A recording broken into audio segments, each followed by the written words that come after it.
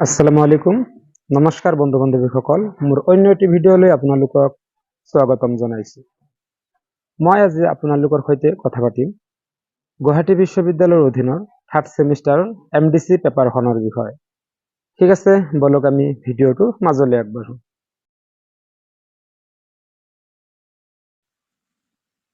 বন্ধু বান্ধৱীসকল, এইখনে হৈছে গুৱাহাটী বিশ্ববিদ্যালয়ৰ অধীনৰ থাৰ্ড ছেমিষ্টাৰৰ MDC পেপাৰখন।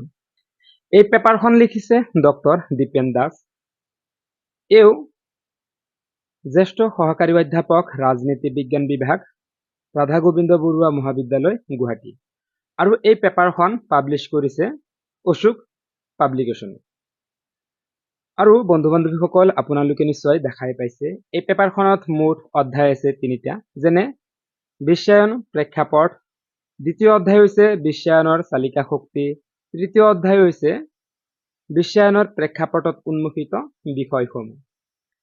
গতিকে যিসকল শিক্ষাৰ্থীয়ে থাৰ্ড ছেমিষ্টাৰত MDC পেপাৰ পঢ়িব, সেইসকল শিক্ষাৰ্থীয়ে যদি এই পেপাৰখন ক্ৰয় কৰিব বিচাৰে, তেনেহলে তলত দিয়া লিংকত ক্লিক কৰি নাইবা ওপৰত দিয়া লিংকত ক্লিক কৰি এই পেপাৰখন অনলাইনত অৰ্ডাৰ কৰিব পাৰিব।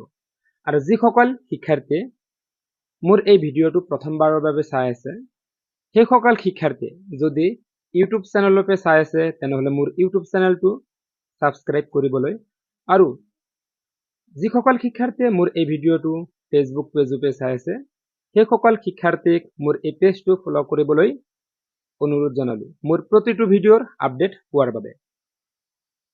ঠিক আছে, আজিলৈকে এইখিনিয়ে। ধন্যবাদ। জয় আই অসম।